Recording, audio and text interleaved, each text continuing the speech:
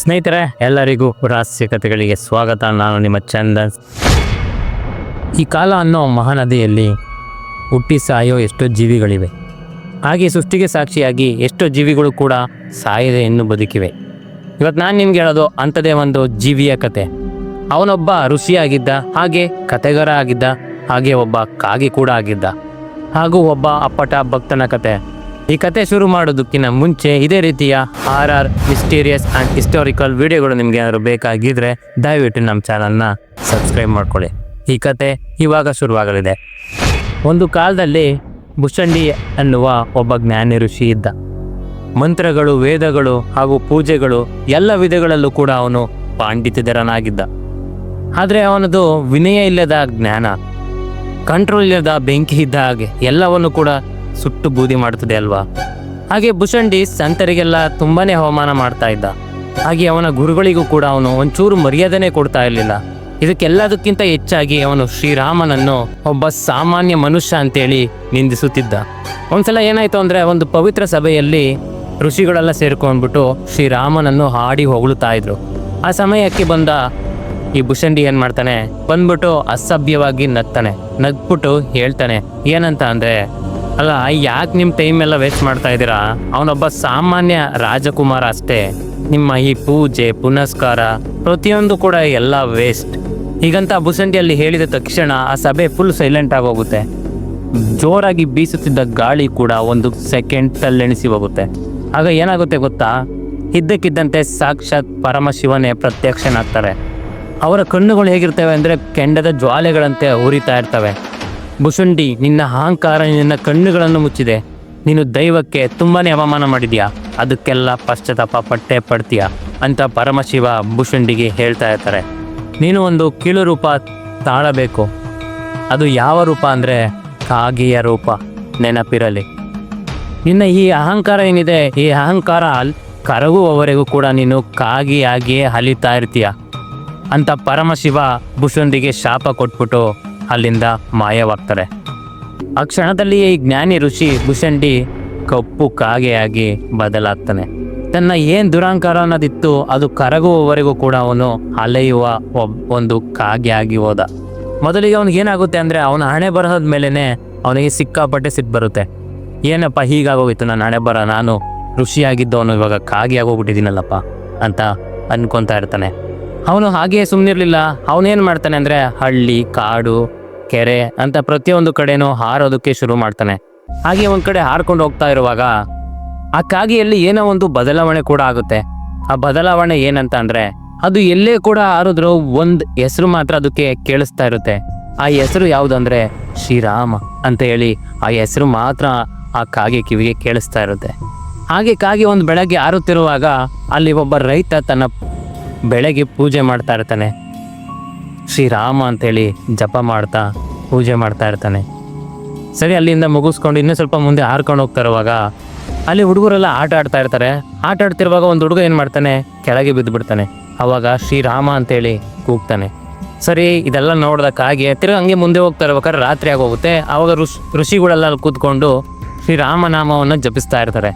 ಇದನ್ನು ಕೂಡ ಆ ಕಾಗೆ ನೋಡುತ್ತೆ ಹಾಗೂ ಕೇಳಿಸ್ಕೊಳ್ಳುತ್ತೆ.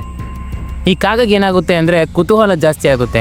ಏನಿದು, ಎಲ್ಲೇ ನೋಡಿದ್ರು ಶ್ರೀರಾಮ ಅಂತಾರೆ, ಆ ಕಡೆ ಹೋದ್ರು ಶ್ರೀರಾಮ ಅಂತಾರೆ, ಇವಾಗಲೂ ಕೂಡ ಶ್ರೀರಾಮ ಅಂತಲೇ ಇದ್ದಾರೆ ಅಂತೇಳಿ ಆ ಕಾಗೆಗೆ ತುಂಬಾ ಕುತೂಹಲ ಜಾಸ್ತಿ ಆಗುತ್ತೆ. ಅದನ್ನೆಲ್ಲ ನಾನು ತಿಳ್ಕೊಬೇಕು ಅಂತ ಆ ಕಾಗೆ ಏನು ಮಾಡುತ್ತೆ ಅಂದರೆ, ಬೆಳಗ್ಗೆ ಆದಮೇಲೆ ಅಯೋಧ್ಯೆಗೆ ಹಾರುತ್ತೆ. ಅಲ್ಲಿ ಕಾಗೆ ತನ್ನ ಕಣ್ಣಾರೆ ಕಂಡಿತು ಅಲ್ಲಿರುವ ರಾಜಕುಮಾರನನ್ನು. ಆ ರಾಜಕುಮಾರ ಹೇಗಿದ್ದ ಅಂದರೆ ಸೂರ್ಯನ ರೀತಿ ಹೊಳಿತಾ ಇದ್ದ. ಆ ರಾಜಕುಮಾರ ಅಲ್ಲಿರೋ ಜನರ ಜೊತೆ ಯಾವ ಥರ ಮಾತಾಡ್ತಾನೆ, ಯಾವ ಥರ ಇರ್ತಾನೆ ಅಂತ ಕೂಡ ಪ್ರತಿಯೊಂದು ಕಾಗೆ ಅಬ್ಸರ್ವ್ ಮಾಡ್ತಾ ಹೋಗುತ್ತೆ. ಅಲ್ಲಿರುವ ಜನರ ಜೊತೆ ಪ್ರೀತಿಯಿಂದ ದಯದಿಂದ ಮಾತಾಡ್ತಿರುವ ರಾಜಕುಮಾರನ್ನು ನೋಡಿ ಕಾಗಿಗೆ ತಡ್ಕೊಳೋದಕ್ಕಾಗೋದಿಲ್ಲ. ಆ ರಾಜಕುಮಾರ ಅಲ್ಲಿರುವ ಜನರ ಜೊತೆ ಪ್ರೀತಿಯಿಂದ ದಯದಿಂದ ಮಾತಾಡ್ತಿರೋದು ಎಲ್ಲನೂ ಕಾಗಿ ಕಣ್ಣಾರೆ ನೋಡುತ್ತೆ. ಹಾಗೆ ನೋಡ್ಕೊಂಡು ಹೋಗ್ತಾ ರಾಮನ ವನವಾಸ, ರಾಮ ಯಾವ ಥರ ಯುದ್ಧ ಮಾಡ್ತಾನೆ, ಕೊನೆಗೆ ಲಂಕೆಯ ಮಹಾಯುದ್ಧಗಳನ್ನು ಕೂಡ ಕಾಗೆ ನೋಡುತ್ತೆ. ಆ ಕಾಗೆ ಕೊನೆಗೆ ಆ ಲಂಕೆಯ ಮಹಾಯುದ್ಧಗಳನ್ನು ನೋಡಿದಾಗ ಕಾಗೆಗೆ ತುಂಬಾ ಫೀಲ್ ಆಗ್ತಾ ಇರುತ್ತೆ. ಕಣ್ಣೀರು ತಡ್ಕೊಳೋದಕ್ಕಾಗ್ತಿರೋದಿಲ್ಲ, ಅಷ್ಟು ಕಣ್ಣೀರು ಬರ್ತಾ ಇರುತ್ತೆ ಆ ಕಾಗೆಗೆ. ಆ ಅಹಂಕಾರಿ ಋಷಿ ಎಲ್ಲೋ ಮಾಯವಾಗಿ ಹೋಗಿದ್ದ. ಇವಾಗ ಆ ಕಾಗೆ ಕೇವಲ ಒಬ್ಬ ಭಕ್ತನಾಗಿ ಉಳಿದಿದ್ದ. ಅಂದಿನಿಂದ ಆ ಕಾಗೆ ಗರ್ವಭೂಷಂಡಿ ಆಗಿರಲಿಲ್ಲ, ಬದಲಾಗಿ ಕಾಕಭೂಷಂಡಿಯಾಗಿ ಬದಲಾಗಿತ್ತು. ಶ್ರೀರಾಮ ನಾಮವನ್ನು ಹೇಳಿಕೊಂಡು ಬದುಕುವ ಕಾಗೆ ಆಗಿತ್ತು. ಆದರೆ ಕಾಗೆಗೆ ಒಂದು ಸೀಕ್ರೆಟ್ ಗೊತ್ತಿರೋದಿಲ್ಲ. ಅದು ಯಾವ ಸೀಕ್ರೆಟ್ ಅಂದರೆ, ಭಗವಾನ್ ಶಿವನ ವರದಲ್ಲಿ ಒಂದು ಸೀಕ್ರೆಟ್ ಕೂಡ ಇತ್ತು. ಅದು ಏನಂತ ಅಂದರೆ, ಕಾಗೆ ಯಾವತ್ತಿಗೂ ಕೂಡ ಸಾಯೋದೇ ಇಲ್ಲ ಅಂತೇಳಿ. ಶಾಪದ ಜೊತೆ ಈ ವರವನ್ನು ಕೂಡ ಆ ಪರಮಶಿವ ಕೊಟ್ಟಿರ್ತಾರೆ. ಈ ಕಾಕಭೂಷಂಡಿ ಯುಗ ಯುಗಗಳ ಕಾಲ ಕೂಡ ಬದುಕಿರ್ತಾನೆ. ರಾಮಾಯಣ ನಡೆದಿದ್ದನ್ನು ಕೂಡ ಕಣ್ಣಾರೆ ನೋಡಿದ್ದ. ಈ ಬ್ರಹ್ಮಾಂಡದಲ್ಲಿ ಪ್ರತಿಯೊಂದು ಸೈಕಲ್ನಲ್ಲೂ ಕೂಡ ಕಾಕಭೂಷಂಡಿ ಇರ್ತಿದ್ದ. ರಾಮ ಮತ್ತೆ ಹುಟ್ಟಿ ಬರ್ತಿದ್ದ, ರಾವಣ ಕೂಡ ಮತ್ತೆ ಬರ್ತಿದ್ದ, ಹನುಮಂತ ಮತ್ತೆ ಹಾರ್ತಿದ್ದ, ಮತ್ತೆ ಕಾಕಭೂಷಂಡಿ ಅಲ್ಲೇ ಕೂಡ ಇರ್ತಿದ್ದ. ಇದನ್ನೆಲ್ಲ ಕೂಡ ಅವನ ಕಣ್ಣಾರೆ ನೋಡ್ತಿದ್ದ. ಅವನು ಮರದ ಮೇಲೆ ಹಾಗೂ ಇದ್ದ ಭೂಮಿಯಲ್ಲಿ ಹಾಗೂ ಅರಮನೆಯಲ್ಲಿ ಹಾಗೂ ನದಿಯ ದಡದಲ್ಲಿ ಕೂತ್ಕೊಂಡು ಈ ದೇವರ ಆಟವನ್ನು ಮತ್ತೆ ಮತ್ತೆ ಸೈಲೆಂಟ್ ಆಗಿ ನೋಡುತ್ತಿದ್ದ ಕಾಕಭೂಷಂಡಿ. ಒಂದು ಕ್ಷಣ ಯೋಚನೆ ಮಾಡಿ ನೋಡಿ, ರಾವಣನ ಎದೆಗೆ ರಾಮನ ಬಾಣಗಳು ಚುಚ್ಚುವುದನ್ನು ನೋಡಿದ ಈ ಕಾಕಭೂಷಂಡಿ. ಅಯೋಧ್ಯೆಯಲ್ಲಿ ಜೈ ಶ್ರೀರಾಮ್ ಅನ್ನ ಘೋಷಣೆ ಕೇಳಿದ ಈ ಕಾಗೆ. ಹಾಗೆ ಜಗತ್ತು ಮುಳುಗಿ ಮತ್ತೆ ಹೊಸದಾಗಿ ಹುಟ್ಟಿದಾಗ ಶ್ರೀರಾಮ ಶ್ರೀರಾಮ ಅಂತ ಪಿಸುಗುಟ್ಟಿದ ಈ ಕಾಗೆ. ಆದರೆ ಈ ಕಾಗೆ ಈ ಸೃಷ್ಟಿಯ ಎಂಟೈರ್ ಸ್ಟೋರಿ ಟೆಲ್ಲರ್ ಆಗಿ ಉಳಿದು ಬಿಡ್ತು. ಹಾಗೆ ಒಂದು ದಿನ ಏನಾಯ್ತು ಅಂದರೆ, ಈ ಸುದ್ದಿ ಆಕಾಶಕ್ಕೆ ಕೂಡ ಮುಟ್ಟಿತು. ಅದು ಯಾರಿಗಂದ್ರೆ, ಮಹಾವಿಷ್ಣುವಿನ ವಾಹನ ಪಕ್ಷಿಗಳಿಗೆಲ್ಲ ರಾಜ, ಆ ಮಹಾಬಲಶಾಲಿ ಗರುಡನ ಕಿವಿಗೆ ಈ ಸುದ್ದಿ ಮುಟ್ಟಿತು. ಯಾವ ಸುದ್ದಿ ಅಂದರೆ, ಅಪಾರ ಜ್ಞಾನವಿರೋ ಈ ಕಾಗೆಯ ಬಗ್ಗೆ ಆ ಗರುಡನಿಗೆ ಸುದ್ದಿ ಮುಟ್ಟಿರುತ್ತೆ. ಆಗ ಆ ಗರುಡ ಏನು ಮಾಡ್ತಾನೆ ಗೊತ್ತಾ, ನನಗೆ ತುಂಬ ಅವಮಾನ ಆಗೋಯ್ತು ಅಂತೇಳಿ ಆ ಗರುಡ ಅಲ್ಲಿಂದ ಹಾರಿ ಬರ್ತಾನೆ. ಬಂದು ಇಲ್ಲಿ ಚಾಲೆಂಜ್ ಕೂಡ ಮಾಡ್ತಾನೆ. ಅದು ಯಾವ ಚಾಲೆಂಜ್ ಅಂದರೆ, ಅದಕ್ಕಿಂತ ಮುಂಚೆ ಈ ಕಾಗೆಗೆ ಕೆಲವೊಂದು ಮಾತು ಕೂಡ ಹೇಳ್ತಾನೆ ಈ ಗರುಡ. ಓ ಕಾಗೆಯೇ, ನಾನು ಗರುಡ, ಪಕ್ಷಿಗಳಿಗೆಲ್ಲ ಕಿಂಗ್, ಸಾಕ್ಷಾತ್ ವಿಷ್ಣುವಿನ ವಾಹನ ನಾನು. ಅಲ್ಲ, ನೀನೊಂದು ಕೀಳು ಪಕ್ಷಿ, ನಿನಗೆ ಇಷ್ಟೊಂದು ಜ್ಞಾನವಿದೆ ಅಂತ ಹೇಳ್ಕೊಳ್ಳೋದಕ್ಕೆ ಎಷ್ಟು ಧೈರ್ಯ ಅಂತ ಹೇಳಿ ಆ ಗರುಡ ಕಾಗೆಗೆ ಹೇಳ್ತಾನೆ. ಆಗ ಆ ಕಾಕಭೂಷಂಡಿ ಸೌಮ್ಯವಾಗಿ ನಕ್ಬಿಟ್ಟು, ಓ ಗರುಡ, ಇಷ್ಟೊಂದು ದುರಹಂಕಾರ ಒಳ್ಳೇದಲ್ಲಪ್ಪ ಅಂತ ಹೇಳಿ ಆ ಕಾಗೆ ಹೇಳುತ್ತೆ. ಅಲ್ಲ, ನೀನು ಆದರೂ ಇಷ್ಟೊಂದೆಲ್ಲ ಕೇಳ್ತಾ ಇದೆಯಾ, ಸರಿ ನನಗೆ ಗೊತ್ತಿರೋದನ್ನು ನಾನು ನಿನ್ಗೆ ಹೇಳ್ತೀನಿ, ಸರಿ ಕೇಳು ಅಂತೇಳಿ ಆ ಕಾಗೆ ಕಥೆಯನ್ನು ಹೇಳೋದಕ್ಕೆ ಶುರು ಮಾಡುತ್ತೆ. ಅದು ರಾಮಾಯಣವನ್ನು ಸಂಪೂರ್ಣವಾಗಿ ಹೇಳೋದಕ್ಕೆ ಶುರು ಮಾಡಿದ ಆ ಕಾಗೆ ಹೇಳ್ತಿರುವುದು ಒಂದೊಂದು ಲೈನ್ ಕೂಡ ಆ ಗರುಡನ ಮುಂದೆ ದೃಶ್ಯವಾಗಿ ಬರ್ತಾ ಇರ್ತವೆ.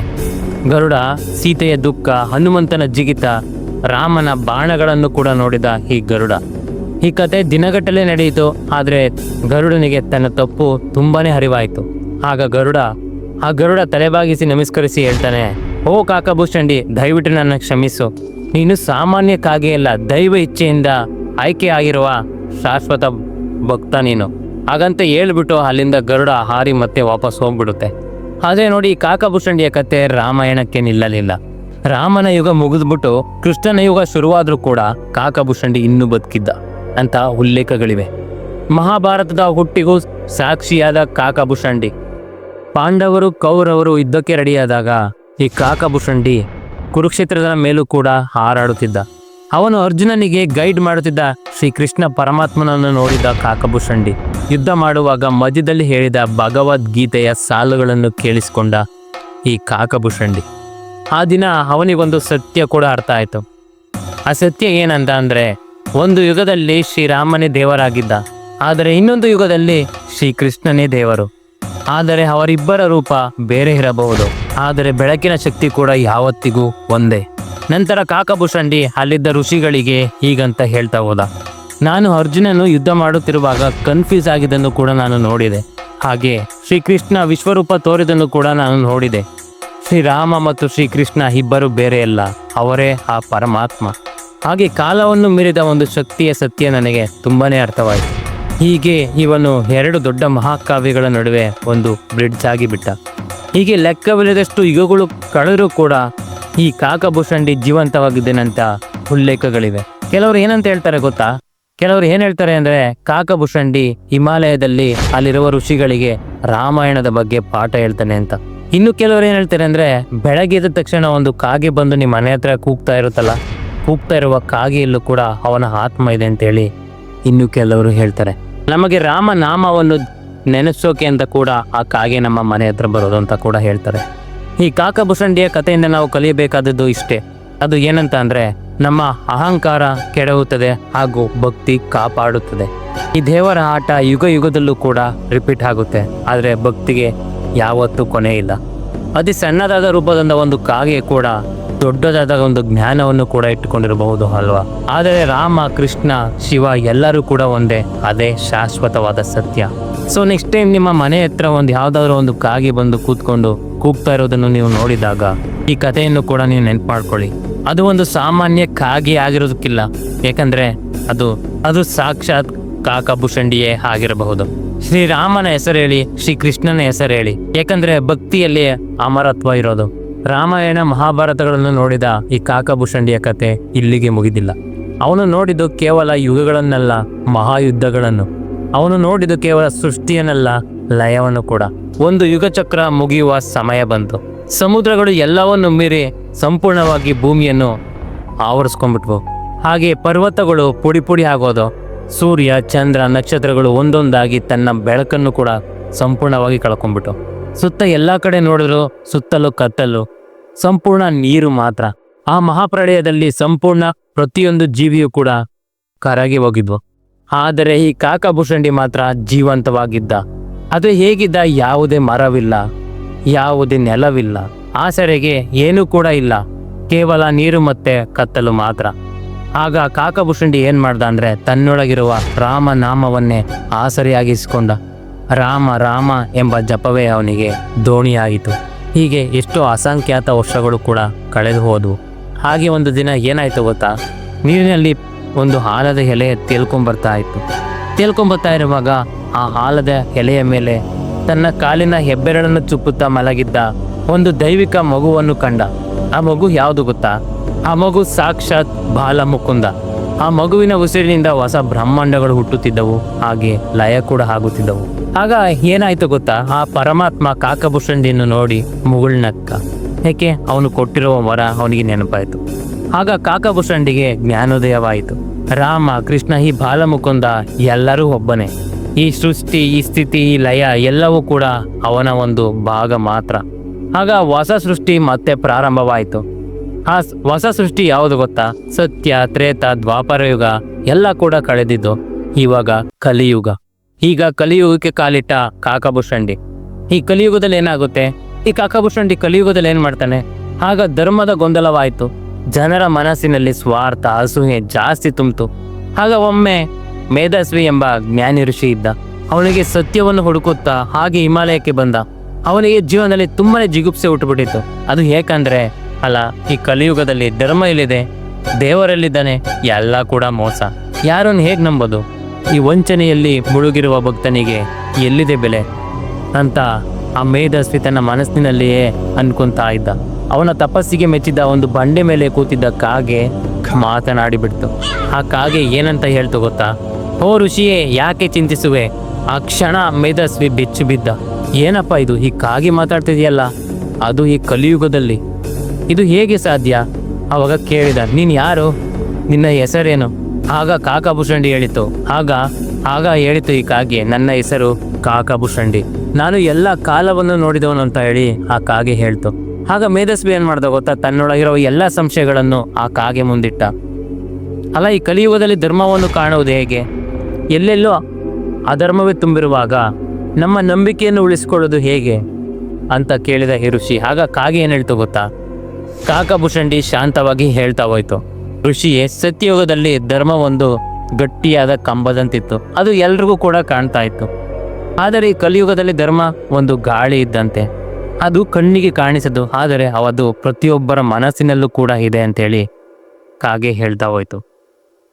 ಚಿನ್ನದ ಗಣಿಯಲ್ಲಿ ಚಿನ್ನವನ್ನು ಹುಡುಕಲು ಎಷ್ಟು ಕಷ್ಟಪಡಬೇಕೋ ಹಾಗೆ ಈ ಕಲಿಯುಗದಲ್ಲಿ ಸಜ್ಜನರನ್ನು ಹುಡುಕುವುದು ಅಷ್ಟೇ ಕಷ್ಟ. ಆದರೆ ಅವರು ಖಂಡಿತವಾಗಿಯೂ ಇದ್ದಾರೆ, ಅದನ್ನು ನೀನು ಹುಡುಕ್ಬೇಕಷ್ಟೇ. ಆದರೆ ನಿನ್ನೊಳಗಿರುವ ನಿನ್ನ ದೇವಿಗೆಯನ್ನು ಯಾವತ್ತೂ ಕೂಡ ಹಾರೋದಕ್ಕೆ ಬಿಡಬೇಡ ಅಂತ ಹೇಳಿ ಕಾಕಭೂಷಣಿ ಕೊನೆಯದಾಗಿ ಹೇಳಿತು. ಆಗ ಮೇಧಸ್ವಿ ಕೇಳಿದ, ಓ ಮಹಾತ್ಮನೇ, ನೀನು ಶ್ರೀರಾಮನನ್ನು ನೋಡಿದೀಯಾ? ಶ್ರೀಕೃಷ್ಣನನ್ನು ಕೂಡ ನೋಡಿದೀಯಾ? ಇವರಿಬ್ಬರು ದೇವರೇ, ಆದರೆ ಇವರ ದಾರಿಗಳು ಬೇರೆ ಬೇರೆ ಅಲ್ವಾ? ಇವರ ದಾರಿಗಳಲ್ಲಿ ಯಾವುದು ಸರಿ ಅಂತ ಹೇಳಿ ಆ ಮೇಧಸ್ವಿ ಕೇಳಿದ. ಆಗ ಕಾಕಭೂಷಣಿ, ಓ ಅದ್ಭುತ ಪ್ರಶ್ನೆ, ಸರಿ ಹೇಳ್ತೀನಿ ಕೇಳು. ಶ್ರೀರಾಮನದು ಮರ್ಯಾದಾ ಪುರುಷೋತ್ತಮನ ದಾರಿ. ಅವನು ಎಲ್ಲ ಧರ್ಮಗಳನ್ನು ಪಾಲಿಸ್ತಾ ಇದ್ದ. ಅದು ಧರ್ಮದ ದಾರಿಯಾಗಿತ್ತು. ನಿಯಮ, ಕರ್ತವ್ಯ, ವಚನ ಪಾಲನೆಗೆ ಸಮಾಜದ ಒಳಿತು ಅವನ ದಾರಿಯಾಗಿತ್ತು. ಅವನು ರಾಜನಾಗಿ, ಮಗನಾಗಿ, ಗಂಡನಾಗಿ ಕರ್ತವ್ಯವನ್ನು ಹೇಗೆ ಪಾಲಿಸಬೇಕು ಅಂತ ಜಗತ್ತಿಗೆ ತೋರಿಸಿಕೊಟ್ಟವನು. ಅವನ ದಾರಿ ಒಂದು ರಾಜ ಮಾರ್ಗದಂತೆ. ಇಷ್ಟೆಲ್ಲ ನಿಮಗೆ ಜ್ಞಾನವಿದ್ದರೂ ನೀವು ಯಾಕೆ ಇನ್ನೂ ಕಾಗೆ ರೂಪದಲ್ಲಿ ಇದ್ದೀರಾ? ನಿಮಗೆ ಇಷ್ಟವಾದ ಶ್ರೇಷ್ಠ ರೂಪ ನೀವು ತಾಳಬಹುದಿತ್ತಲ್ವಾ? ಆಗ ಕಾಕಭೂಷಣಿ ಮುಗುಳ್ನಕ್ಕಿತು. ಆದರೆ ಆ ನಗುವಿನಲ್ಲೂ ಕೂಡ ಒಂದು ದೊಡ್ಡದಾದ ಪಾಠವಿತ್ತು. ಆಗ ಕಾಕಭೂಷಣಿ ಹೇಳಿತು, ಋಷಿಯೇ, ನಾನು ಜ್ಞಾನಿ ಭೂಷಣಿಯಾಗಿದ್ದಾಗ ನನ್ನ ಜ್ಞಾನವೇ ನನಗೆ ದೊಡ್ಡದಾದ ಒಂದು ಗೋಡೆಯಾಗಿತ್ತು. ಆ ನನ್ನ ವಿದ್ಯೆ ನನಗೆ ತುಂಬಾ ಅಹಂಕಾರ ಕೊಟ್ಟಿತ್ತು. ಆದರೆ ನಾನಿವಾಗ ಒಂದು ಕಾಗೆ ರೂಪದಲ್ಲಿದ್ದೀನಿ. ಆದರೆ ನನ್ನ ಹತ್ತಿರ ಹೆಮ್ಮೆ ಪಡಲು ಏನೂ ಕೂಡ ಇಲ್ಲ.